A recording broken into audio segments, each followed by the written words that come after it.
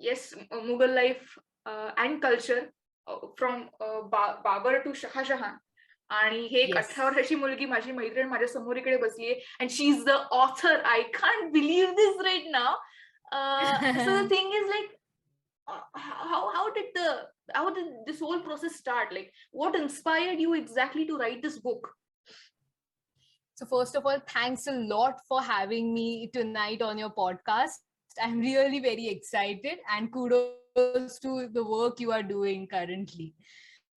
So coming back to your question, you see our academic textbooks sadly present history in a boring, dry manner, where it's reduced to a subject of memorizing a lot of dates, years, complicated names, a few important battles, and a few important personalities from certain dynasties. Yeah. Now, it's not really their fault because they have to encompass such a vast history in a few hundred pages. So we were, for the first time, we were taught about medieval India in the 7th grade. That's precisely the time period in which the Mughal Empire is set. And I found the medieval period quite interesting, and so I decided to venture beyond the textbook and read some additional material on this era. So that's when I got to know that at that time, India was a big name in international trade. Our goods were in high demand in the European markets. India used to control 1/4 of the total global economic output. And though the Mughals, just like the British, were outsiders in India, but unlike the British, they integrated themselves with the Indian culture and society. They interacted with our culture, and that's how they ended up influencing so many aspects of our lives, like our cuisine, our costumes, jewelry, language, etc. Now you see, unfortunately, our textbooks don't tell us all these things, and I wanted those fascinating facts to reach the common folks. And so that's what inspired me to write this book. I wanted to present the colorful and vibrant subject that history really is. Great, great, great, great answer, great answer. आणि just for the viewers मी तुम्हाला सांगू इच्छिते की 2 आठवडे झालेत, only 2 weeks आणि 100 copies are like sold out आणि it's like mega hit. आत्ताच मेगा हिट झालंय. So let's talk about the book. Like what is this book exactly about? So as you already know, the book is titled A Royal Legacy, Mughal Life and Culture from Babur to Shah Jahan. So the book covers the lives and times of the first 5 Mughal emperors, ranging from Babur to Shah Jahan. Babur, Humayun, Akbar, Jahangir, and Shah Jahan. Now, actually, the first 6 emperors of the Mughal dynasty are famous. We also have Aurangzeb, who was Shah Jahan's son. But my book does not cover his era for a simple reason that he was more conservative and orthodox than his predecessors, and he didn't really encourage the various forms of art and cross-cultural interactions at the Mughal court that his predecessors, had encouraged. And that's why you can say that I wanted to acquaint people with the pre-Aurangzeb Mughal court. So the book talks about the emperors, the empresses, princesses, even the key ministers at the Mughal court. And it's loaded with a lot of anecdotes. So it presents the human aspect of these people to you, because these people, before being kings, warriors, ministers, first of all, they were humans like us. And when you present them in such a manner, they become relatable figures for you. You can connect with them. And that's when history becomes interesting. So like, I can tell you a simple anecdote. So Emperor Babur, the first Mughal emperor, before coming to India, had stayed in Kabul for a long time. Kabul used to be a politically strategic place in those times. And Kabul was very well known for its juicy melons. So when Babur came to India, he really missed those melons. And one day someone brought a cartload full of melons from Kabul for him. And can you believe Babur, the Mughal emperor, broke down with nostalgia on seeing those melons from Kabul. He cried with nostalgia. He cried with the memory of Kabul. So, when you read about such instances from their lives, it presents the human side of these personalities. The other important aspect of the book is obviously culture. The Mughals influenced Indian culture, and the Indian culture also influenced the Mughals. And this is why the book contains chapters on Mughal cuisine, the literary achievements of those times, their costumes, their jewelry. People get to know, how did the biryani come into being.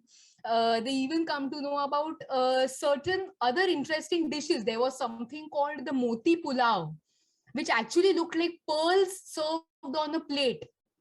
How did they achieve this? How did they achieve this? So you get to know all such things in the book. Apart from this, Mughals even encouraged Indian literature. They were in awe of it. Akbar, the third Mughal emperor, translated Mahabharata, Ramayana, Bhagavad Puran, all these Indian scriptures from Sanskrit to Persian. That was the Mughal court language. Oh, So that I didn't know this. Yes, exactly. So that he and others could understand it better. So, and apart from this, yes, the other linguistic achievements, even the costumes and jewelry that we wear today, it's heavily influenced by the Mughal era, our traditional clothes. And apart from this, the book also talks about India's economic position in the 16th and 17th century. As I already told, India was a big name in international trade. So which countries did we trade with? What items did we import and export? How did the Western world view India? What did the Western writers have to say about India's sumptuous wealth? So I can say that there is something for everybody in this book. You will find a chapter of your interest in the book, whether you are interested in trade and commerce, whether you are a big time foodie, or whether you are a language enthusiast. I think there is something for everybody in this book. God, are you really a teenager? Oh my God. Like this is, and I love the fact that you have included all the aspects, especially princesses. Like, मला काहीच माहित नव्हतं की त्यांचं पण काही contribution. Like, I didn't know all these stuff. That's wonderful. So coming to the next question, तू already खूप achieve केलंयस, but still while writing the book, the whole process, what did you learn? अजून काय नवीन शिकायला मिळालं while writing the book?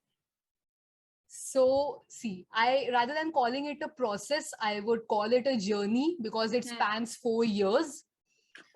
You won't believe, but I first started writing this book in the 8th grade. And, like the process started at that time. So I first started with, filling notebooks after notebooks. What I used to do is that, I just surfed the net, and whatever fascinating facts I found about that era, I used to jot it down in notebooks.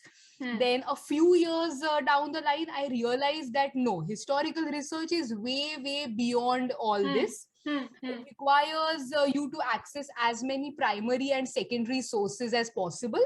So primary sources include everything written back in that time, which we still have preserved today: biographies, autobiographies, poetry, cookbooks, imperial orders, which were issued back then.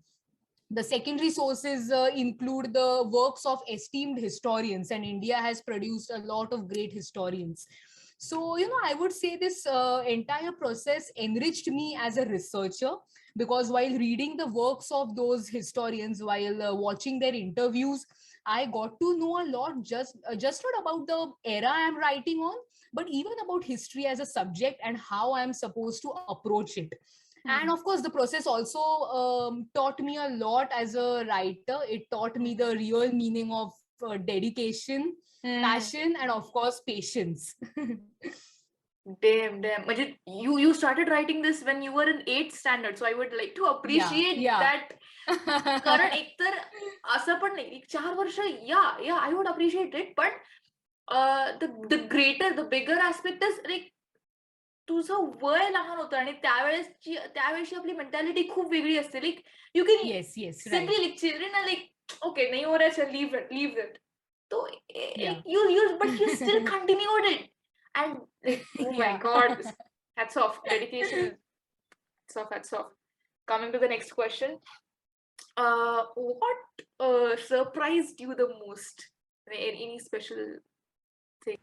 See, if I were to tell it in one sentence, the contribution of women in history and how conveniently we have ignored it.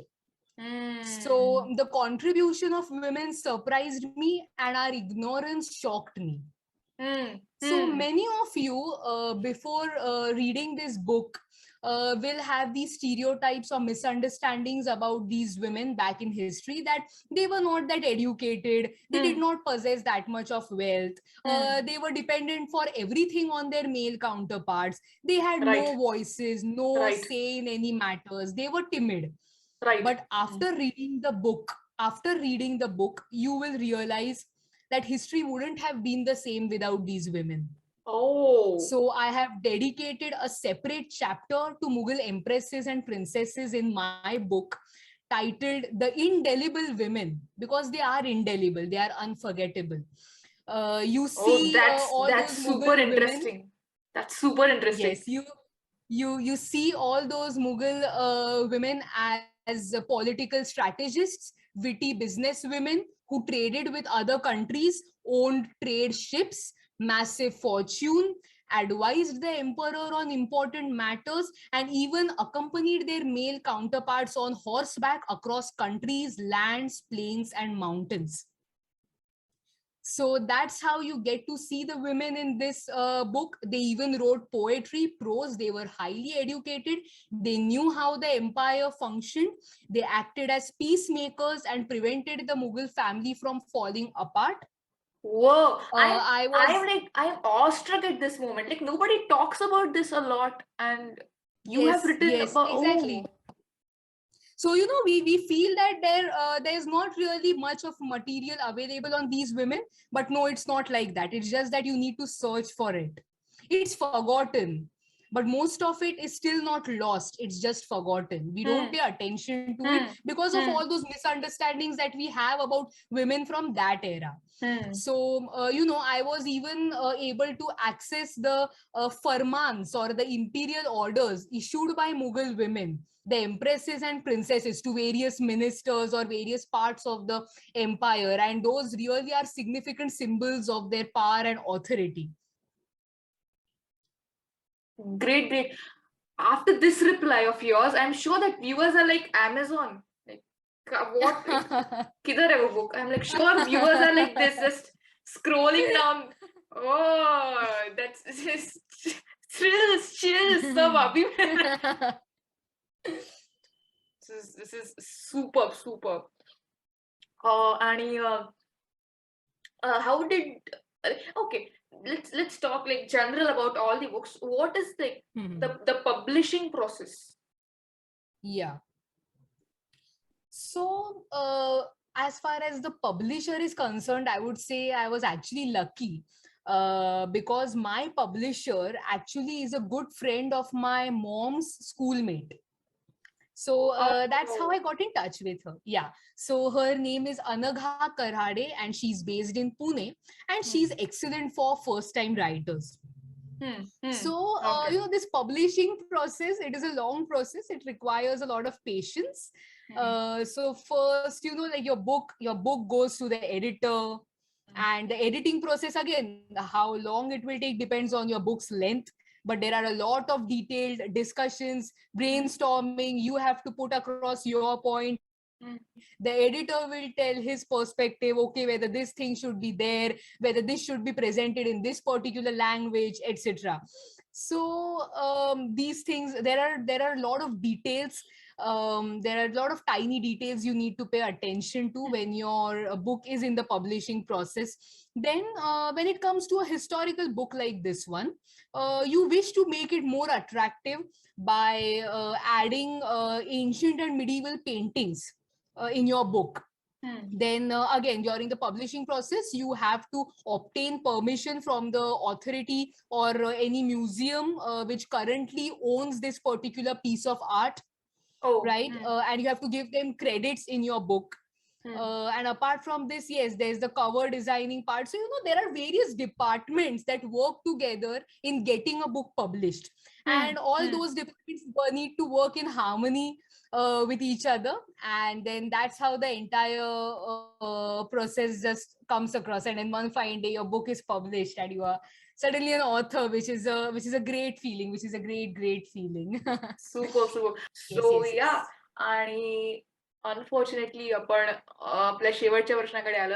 I am not like मला हे नाही संपवायचंय आता, but like I have to because there is a limit, time Yes, limit yes, आहे. yes. This is for the like YouTube thing. I am not saying की we Yeah. Can extend it as well. Like Hmm. So what will be your message for those young minds out there who are like inspired looking at you right now? Like, मेरे को भी इसके जैसे कुछ तो करना है. So what will you? So look, like I'll just tell them determination, dedication, and please no procrastination. So basically, the thing is, I'm sure many of the listeners out there who are into writing, they must have already started contributing to their school magazines, their college magazines, or even showcasing their artistic skills on social media. So those are baby steps to your ultimate motive if you want to publish a book ever in your life. So these are the plus points of social media today. Pages like Facebook, Instagram, they have a plethora of wonderful pages dedicated to history, for example, and there are many other such pages for fiction writers, for artists. So start showcasing your talent on such platforms, whether it's social media or whether it's those magazines of your college, because that exposes you to a wider audience. It acquaints you with the current trends. It tells you what the readers want to read, what the readers love. It helps you to polish your skills, and obviously it boosts your confidence, your morale, and it also compels you to enhance your creativity more and more with every successive piece of art that you produce. So I think those are the things that you shall really start with if you have this passion, if it is your hobby. And yes, and apart from that, just keep that passion burning in your heart and go for it. Believe in yourself. Thank you so much. This was great, amazing podcast.